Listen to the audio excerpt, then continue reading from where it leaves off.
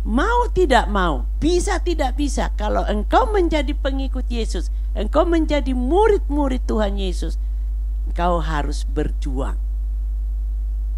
Karena kita memang harus berjuang di dalam melakukan firman Tuhan.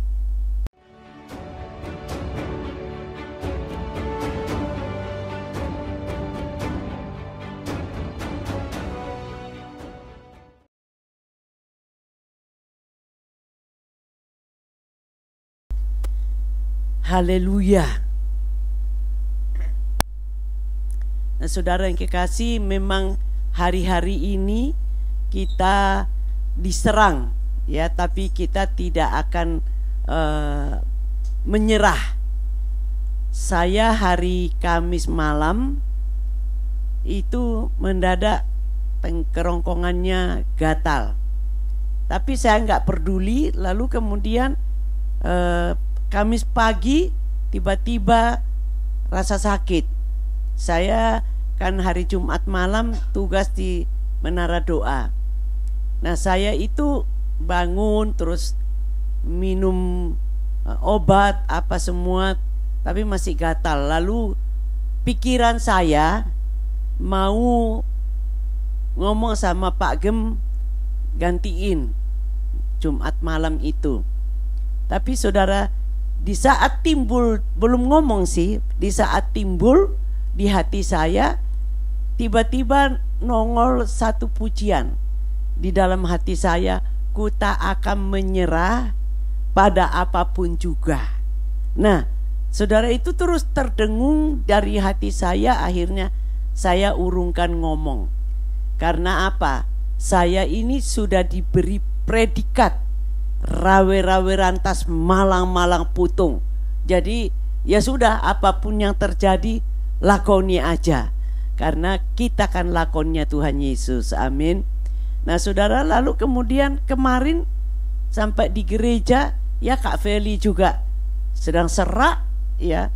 Jadi beberapa orang kita di hari Sabtu ini, lalu anak-anak pergi, teman-teman pergi carikan penyegar kerongkongan. Katanya, ini aku minum ini selesai. Ya sudah, saya terima, saya minum sama Kak Feli. Nah lalu kemudian saudara, sorenya kemarin sampai di rumah rasanya sudah lega. Aduh, terima kasih Tuhan, sebab saya ini besok harus khotbah 2 kali. Jadi tolong Tuhan sembuhkan.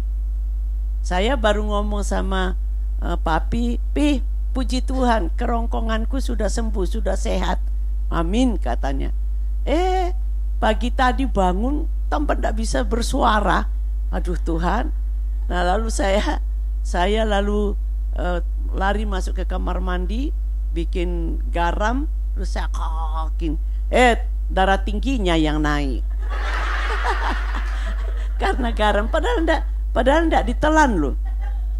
Saudara, lalu saya tetap tidak mau menyerah. Pokoknya tadi pagi saya khotbah dan siang ini saya tetap khotbah. Saya percaya apapun tantangannya, kita perlu sama-sama rawe-rawe rantas, malang-malang putung. Amin.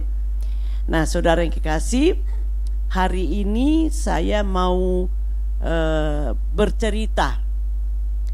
Ya, bercerita satu di dalam Kisah Para Rasul.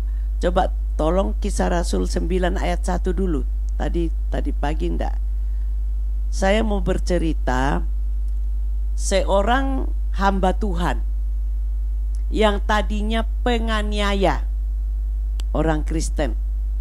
Saudara yang kekasih, lalu di situ dikatakan sementara itu berkobar-kobar hati Saulus. Saudara tahu kan, tahu di Alkitab Saulus untuk mengancam dan membunuh murid-murid Tuhan.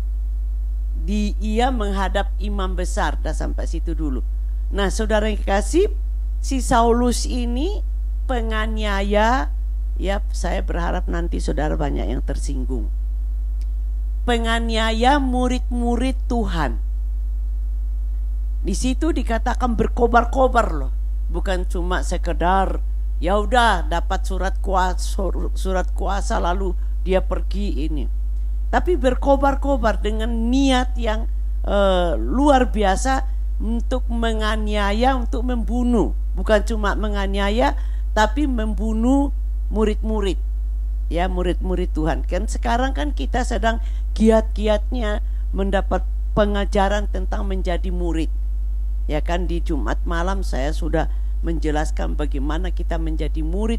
Juga teman-teman pengkhotbah-pengkhotbah yang lain sudah memperlengkapi kita tentang menjadi murid. Nah, ada bahaya yang mengancam seorang murid. Kalau saudara dan saya berharap saudara tidak takut jadi murid lagi. Waduh, nanti aku kan dapat ancaman. Saudara mau, tidak mau, Tuhan sudah menetapkan kita menjadi murid, ya udah dilakoni aja. Ya, amin aja kata Pak Niko. Nah, tapi saudara yang kekasih, di dalam dia berkobar-kobar, ya, mau melanjutkan lagi ke Damsyik, tiba-tiba ucuk-ucuk dia ditemuin oleh Tuhan Yesus. Tuhan Yesus itu adalah teladan kita. Saya mau ngomong soal ini, saya berharap saudara tersinggung dan berkata, aduh, kenapa aku masuk ke tempat ini sekarang?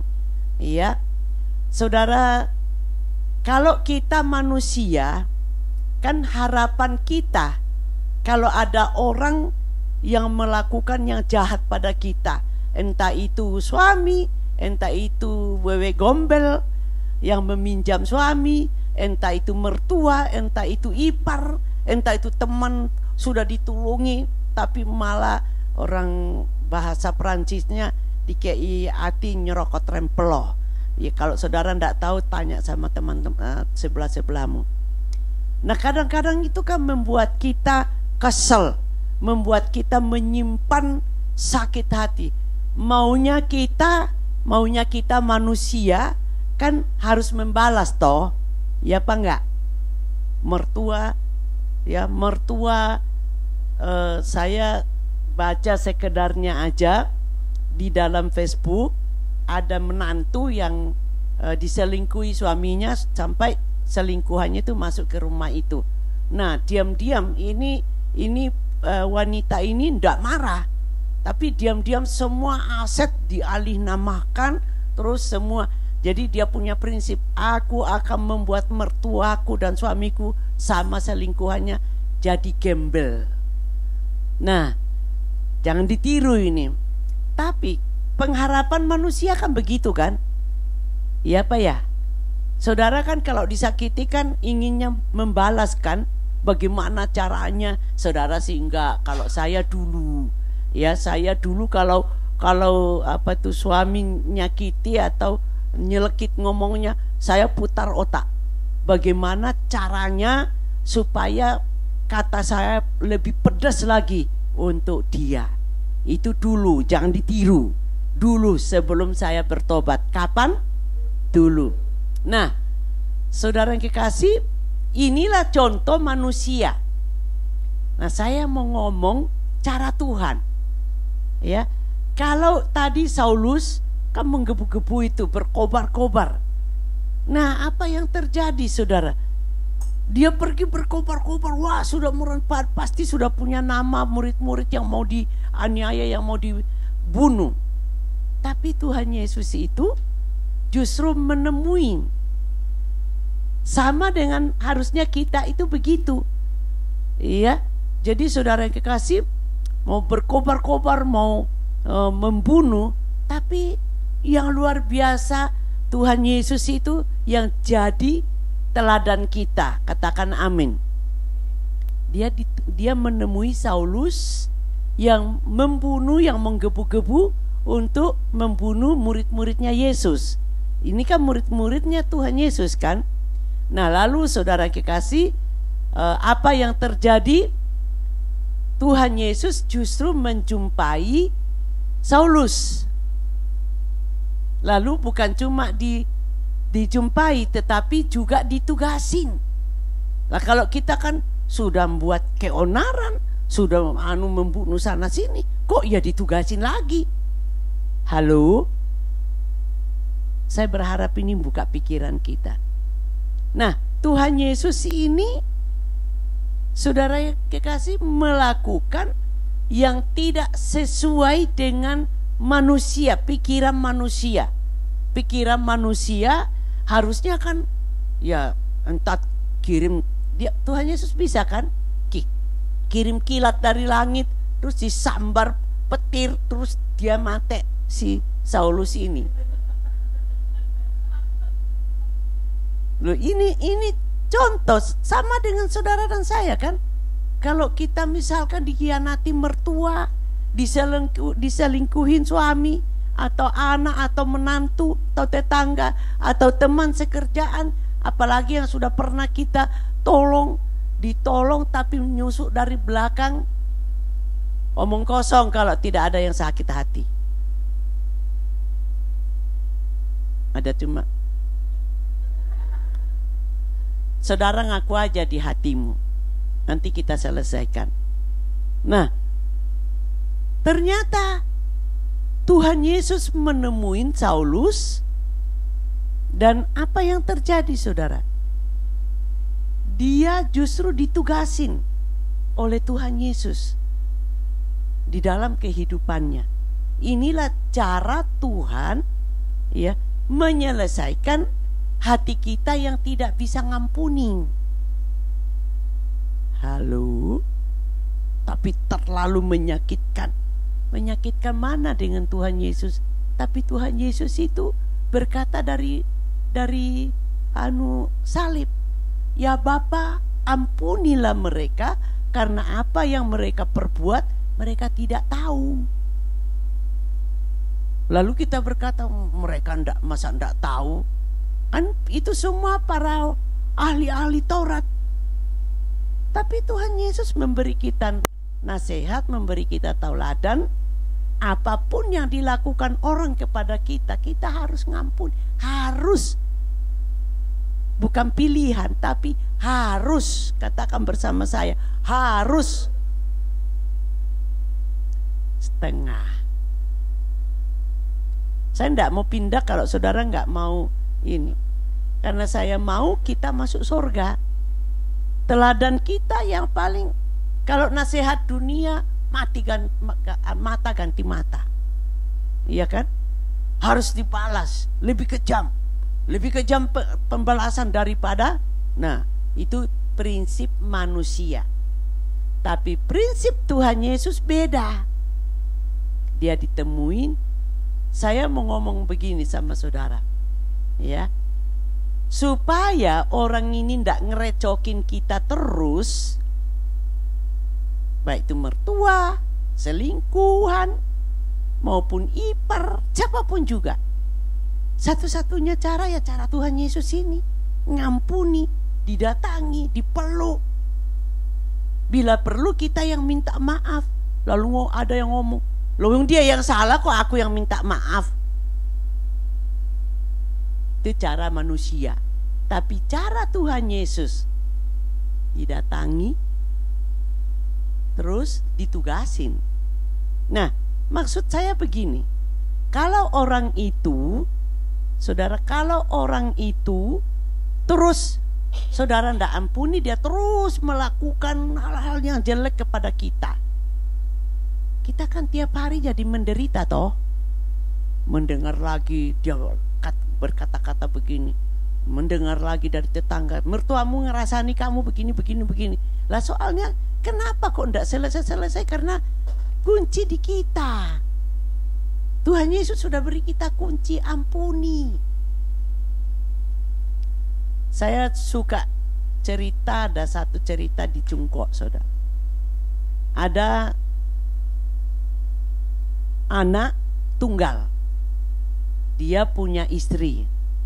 Nah, mertua dengan istri menantu ini biasanya kan saingan toh, memperebutkan satu pria ini.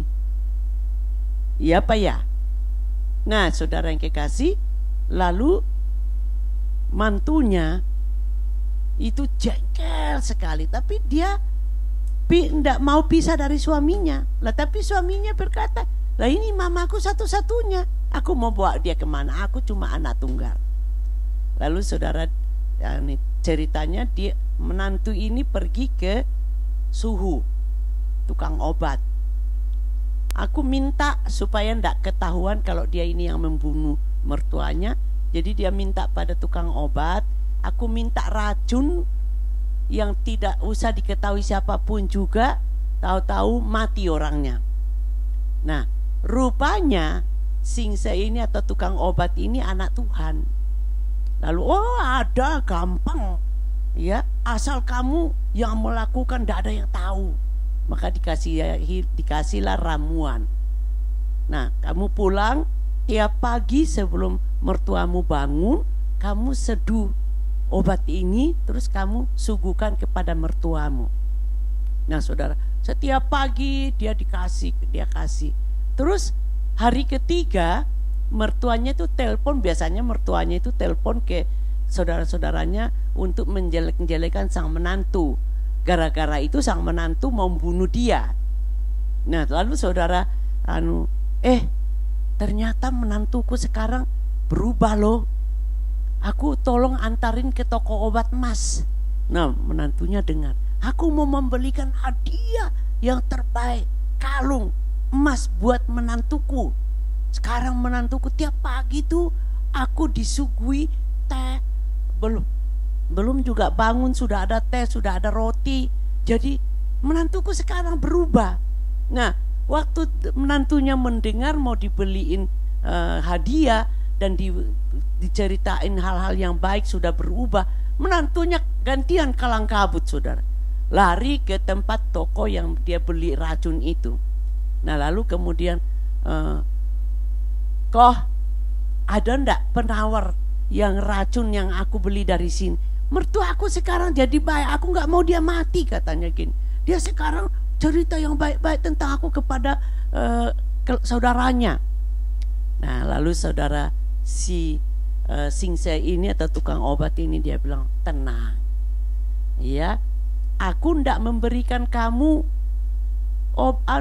racun, tapi aku berikan kepada kamu vitamin supaya kamu ramu tiap pagi.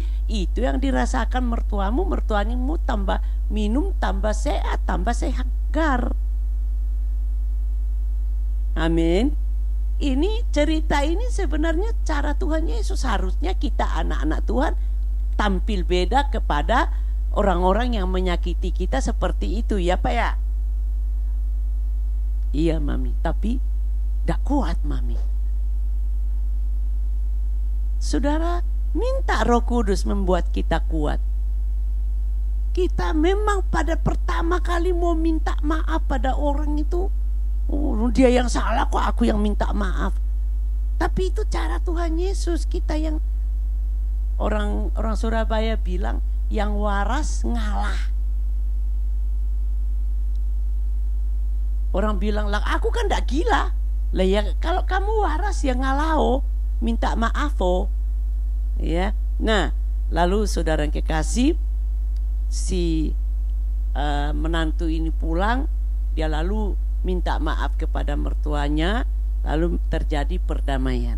Jadi sebenarnya semua perdamaian itu tergantung dari hati kita, ya Pak ya. Kalau mau ngalah aja pasti semuanya beres. Ya, saya percaya dalam ruangan ini semua mau sejak mendengar cara Tuhan Yesus ini pasti akan melangkah dan mau mengalah. Katakan aku mau. Yang lain cuma kedap-kedip. Kedap-kedip. Lalu mulai terbayang, enak aja Mami ngomong aku sudah disakiti sekian puluh tahun. Saudara, mau tidak mau, bisa tidak bisa, kalau engkau menjadi pengikut Yesus, engkau menjadi murid-murid Tuhan Yesus, engkau harus berjuang. Karena kita memang harus berjuang di dalam melakukan firman Tuhan. Nah, dampak daripada yang dilakukan oleh Tuhan Yesus kepada Saulus menjadi Paulus ini di dalam Filipi pasal 3 ayat dimulai dari ayat 7. Filipi pasal 3 ayat 7. Yuk baca sama-sama. 1, 2, 3. Tetapi apa yang dahulu merupakan keuntungan bagiku, sekarang kuanggap rugi karena Kristus. Jadi saudara, setelah Paulus melihat teladan daripada Yesus mengampuni dia, dan dia bertemu pribadi dengan Tuhan Yesus, semua ketenarannya termasuk tidak bisa mengampuni, termasuk berencana membunuh murid-murid, itu Paulus berkata, sudah kuanggap sampah, sudah kuanggap merugikan aku karena pengenalanku akan Tuhan Yesus. Saudara, ini yang perlu kita teladani. Teladan pertama kita adalah Yesus, teladan kedua kita adalah Paulus. Dianggap rugi. Ketenaran, kan bangga toh ndak bisa ngampuni aku kok. Nah, itu kebanggaan itu perlu kita buang. Lalu ayat 8. Ayat 8 berkata apa? Malahan segala sesuatu kuanggap rugi karena pengenalan akan Kristus Yesus Tuhanku lebih mulia daripada semuanya. Oleh karena dialah aku telah melepaskan semuanya itu dan menganggapnya supaya aku memperoleh Kristus. Nah, saudara yang kekasih dalam Tuhan, roh tidak bisa mengampuni itu sampah. Ingatkan dirimu, jangan memelihara sampah dalam hatimu. Kecewa itu sampah. Halo? Kok sampah kok ditaruh di hati ya? Halo? Terus apa lagi? Apa lagi? Saudara yang tahu, minta Roh Kudus mengingatkan pada siang hari ini. Roh Kudus, tolong sampah-sampah apa saja yang ada di hatiku, tolong. Karena Bapa di surga, semua tanaman sampah itu akan dicabut sampai pada akar-akarnya. Karena itu bukan tanaman dari Bapa surgawi. Minta supaya Roh Kudus ingatkan. Hal yang sekecil apapun juga, sampah-sampah itu harus dibuang. Busuk di dalam hati kita. Makanya kemana-mana menggendong sampah. Capek kan? Capek enggak? Apa puas? Kemana-mana ku gendong. Kan ada nyanyian itu, tak gendongin, digendong kemana-mana. Aku sejak tahu ini, saudaraku, gak mau lagi. Orang yang tidak bisa ngampuni, orang yang kecewa, orang yang sakit hati, orang yang macam-macam pikirannya itu sampah, gak bisa tidur. Makan tak nyenyak, tidur. Makan tak sedap. Makanan itu jadi pahit. Karena apa? Begitu memakan terbayang lagi, dibayang-bayangin lagi. Jadi ya ndak sedap. Mau tidur melamun. Kenapa ya? Kurang ajar itu mertuaku. Semua sudah kurang ajar itu suamiku. Aku tuh sudah berkorban loh. Nah, bisa tidur tambah lama tambah loh, ada yang dipeluk, tepuk-tepuk dadanya. Buang sampah itu. Siang hari ini dibuang jauh-jauh. Amin. Saya lakukan yang ekstrim, saudara. Saudara kan di rumah pasti setiap hari ada sampah toh, di rumah majikan. Nah, kalau masih ada sampah-sampah di hatimu, waktu kamu ikat sampah itu, kamu mulai dalam nama Yesus, sampah-sampah yang di hati saya, di dalam nama Yesus saya ikat. Terus saudara pergi ke tong sampah, terus lalu saudara bawa, buang masuk ke sampah. Dalam nama Yesus, sampah di hatiku juga kubuang dalam nama Yesus. Termasuk para ex majikanmu yang jahat kepadamu. Itu sampah kalau diingat-ingat. Berkati aja saudara. Halo? Itu satu proses. Ya. Jadi saudara yang kekasih, kita perlu melepaskan seperti Paulus berkata. Dampak dari pertemuan Yesus itu, contoh teladan Yesus itu adalah apa?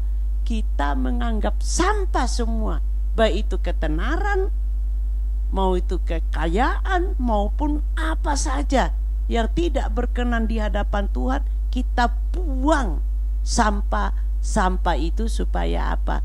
Kita memperoleh Kristus. Ayat yang selanjutnya 9.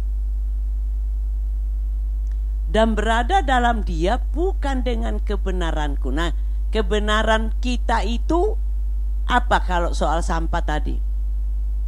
Ya, dia yang salah kok aku suruh minta maaf. Ya toh.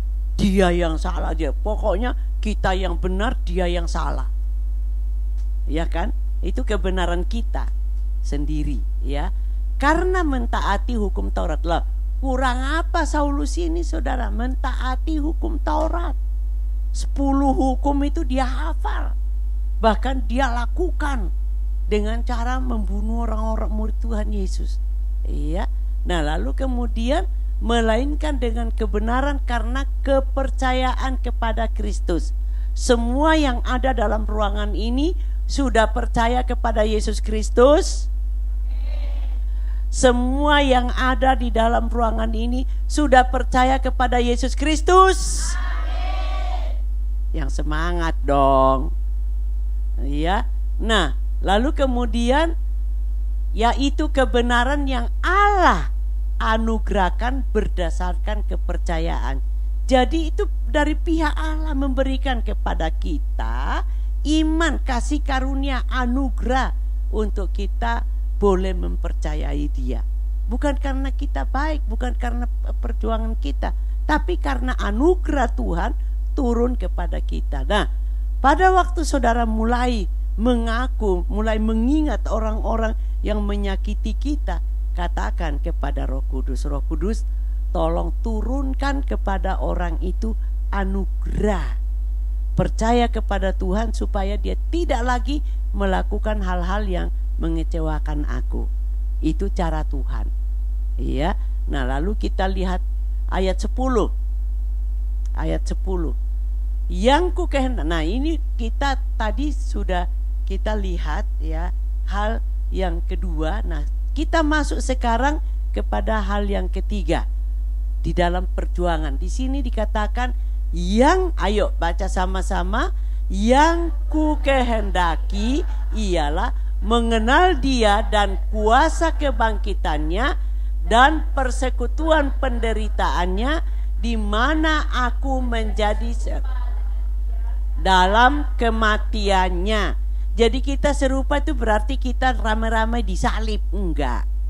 Ya, tetapi di sini Paulus berkata, ayo kita itu semua menghendaki supaya kita ini lebih intim lagi dengan Tuhan, lebih lagi mengenal dalam kebangkitannya dan persekutuan dengan dalam penderitaannya itu. Persekutuan dalam penderitaannya itu yaitu apa? Diolok-olok, ditunjuk, dilukai, diapain, diludai pada waktu perjalanan ke Golgota, bahkan dicambuk. Tapi dia tidak mengeluh. Dia tidak berkata-kata ngata-ngatain orang itu. Nah, nanti kamu ngancam, enggak, saudara. Nah, ini kalau kita sedang mengalami, ya, misalkan saudara lebih sungguh-sungguh lagi dengan Tuhan. Alah, ngapain toh kamu pergi ke lantai 14? Udahlah, ikut aku aja. Nah, saudara tolak, saudara tetap datang untuk diperlengkapi. Itulah artinya penderitaan. Ya, diejek mungkin, ya, diapain saja saudara, yang tapi saudara tetap mantap ikut Tuhan Yesus, mau ikut mau ikut call untuk diperlengkapi di dalam gereja ini. Itulah yang artinya kita bersekutu dalam penderitaannya, karena kita menyangkali keinginan daging kita, ya ajakan-ajakan dari teman-teman yang belum mengenal Tuhan. Lalu mereka akan berkata, lah ini ulang tahun kan setahun sekali, kamu kan ke lantai 14 itu tiap minggu. Lalu saudara mulai, ya juga ya.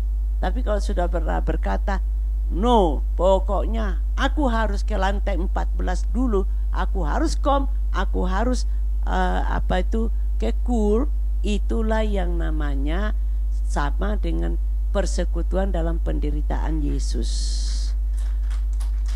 Lebih meriah dong. Oh iya, belum makan siang kok ya. Oke, 11. Ini praktek kita. Supaya aku akhirnya beroleh kebangkitan dari antara orang mati. Jadi mati daging, kita bangkit dari kematian daging kita. Keinginan-keinginan daging, keserakahan, semuanya kita jadi bangkit. Ayat yang ke-12. Bukan seolah-olah aku telah memperoleh hal ini atau telah sempurna, melainkan aku mengejarnya. Jadi ini saudara dan saya punya perjuangan, ya. Ada yang dikerjakan Tuhan, ada yang dikerjakan oleh kita, ya. Di situ dikatakan sempurna, melainkan aku mengejarnya. Jadi mengejar itu kita semakin hari terus haus dan lapar membaca firman Tuhan, terus haus dan lapar mendengar firman Tuhan, enggak ogah-ogahan, ya. Kita memperhatikan waktu kita saat teduh, kita sungguh-sungguh berkata kepada Tuhan, Tuhan buka pintu pengertianku, aku pingin mengerti firman-Mu yang aku sedang baca. Itu namanya kita mengejar. Kalau aku dapat juga menangkapnya, karena aku pun telah ditangkap oleh Kristus Yesus. Saudara masuk dalam ruangan ini kan sudah ditangkap oleh Yesus kan? Atau saudara karena dari lahir seperti saya, dari lahir sudah dari kandungan sudah Kristen. Begitu jebrol, saya belum mengenal. Setelah punya anak saya baru mengenal, ya, baru mengenal. Nah, sejak itu saya juga mengikuti apa yang disarankan oleh Paulus ini, ya. Dapat juga menangkapnya karena aku pun telah ditangkap. Kita sudah telah ditangkap oleh anugerah Tuhan Yesus. Ayat 13. Saudara-saudara, aku sendiri tidak menganggap bahwa aku telah menangkapnya, tetapi ini yang kulakukan. Aku melupakan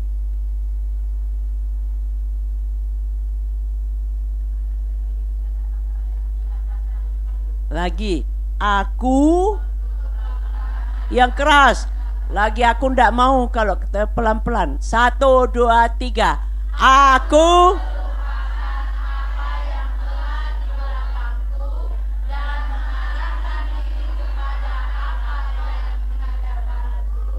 amin. Jadi saudara, kekecewaanmu pada suami, kekecewaanmu pada mertua, kekecewaanmu pada teman-teman atau orang tuamu sendiri, makanya kita mengadakan HMC di sini. Kita perlu melupakan, karena kalau kita terus ingat-ingat itu menghalangi Roh Kudus melakukan tujuan Tuhan dalam hidup kita, yaitu amanat agung, menyelesaikan amanat agung.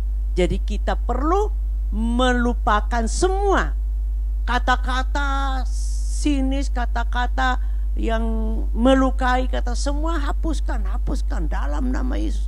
Nanti terakhir khotbah ini saya akan minta saudara untuk menghapuskan apa yang mungkin saudara pernah dibanding-banding ke, mungkin pernah saudara dienyek, di ini kakakmu lebih ini, saya ini dulu saudara yang kekasih sering dibanding-bandingkan dengan adik saya. Adik saya memang cantik saudara. Mami saya suka bilang, tuh loh adikmu cantik, kamu tuh jelek. Waduh saudara, waktu saya mengetahui ini, saya hapuskan. Saya puasa Saya bilang, saya enggak mau memelihara itu dalam hidup saya. Saya mau Tuhan bilang, saya ini cantik karena bisa melupakan apa yang di belakang. Amin. Ya, kita mau melupakan apapun, perkataan dari orang tua kita, perkataan dari siapapun juga. Dasar hidung mancung ke dalam, misalkan. Dasar endut. Ada yang saudara yang kekasih sampai anaknya dianuin pesek. Saya dulu waktu masih pelayanan di Kota Blora, ada sopirnya. Ya, sopirnya yang suka. Saya bilang, "Pak, kenapa sih kamu kok mau dipanggil pesek?" "Oh, Pak, Bapak itu dia akan seberang." "Ya iya, Bu, saya memang pesek." "Ya kamu kalau ngomong kayak gitu, saya ngomong sama Bapak ya. Tuhan Yesus saya itu mengasihi Bapak, jangan menghina. Kamu tuh diciptakan oleh Dia." "Oh gitu ya, Bu. Oh gitu ya." "Iya." Ya, saya bilang, mulai sekarang namamu jangan mau dipanggil pesek lagi. Saya ngomong sama orang-orang di gereja, kamu tolong jangan dong panggil dia pesek. Kamu panggil, ketawa semua. Lu memang dia pesek. Lah ya enggak apa-apa, biarin, itu miliknya Tuhan, biarin.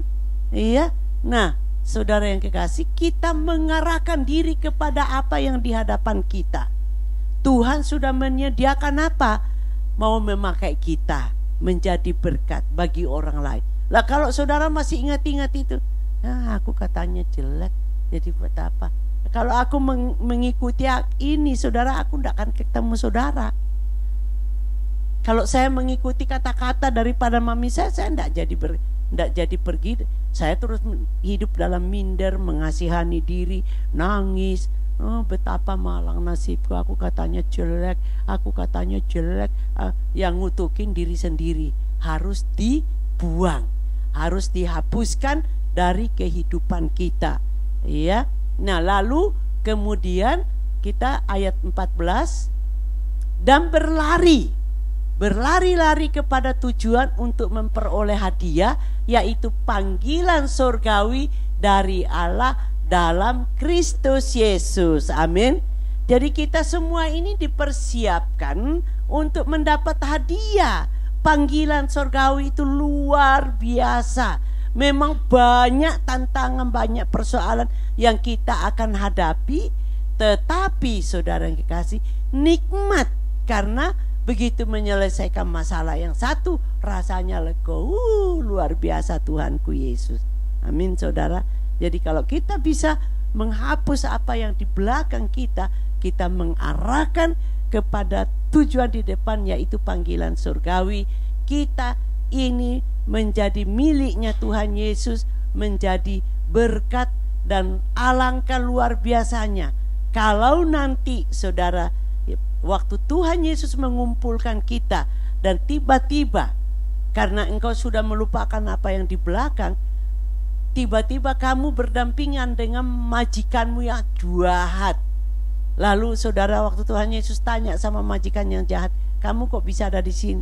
"Iya, karena itu loh Cece di sampingku itu loh, yang walaupun aku jahati dia, tapi dia tetap sabar terhadap aku." Itu namanya panggilan surgawi. Ngerti? Halo? Ini yang kita harus cari, ini yang kita harus kejar. Iya. Saudara, ini yang Tuhan mau di dalam kehidupan kita supaya kita hidup berdampak. Ayat 15. "Karena itu marilah kita yang sempurna berpikir demikian." Jadi saudara mulai merenungkan hal-hal apa yang Tuhan mau di dalam kehidupan kita, dalam pikiran kita. Jikalau lain pikiranmu tentang salah satu hal itu akan dinyatakan Allah kepadamu. Ayat terakhir 16, "Tetapi baiklah tingkat pengertian yang telah kita capai, kita lanjutkan menurut jalan yang telah kita tempuh." Jadi lanjutkanlah apa yang Tuhan sudah pilih buat saudara masuk ke tempat ini. Mari kita sama-sama melanjutkannya untuk bersama-sama menyelesaikan amanat agung Tuhan Yesus. Mari kita semua tundukkan kepala.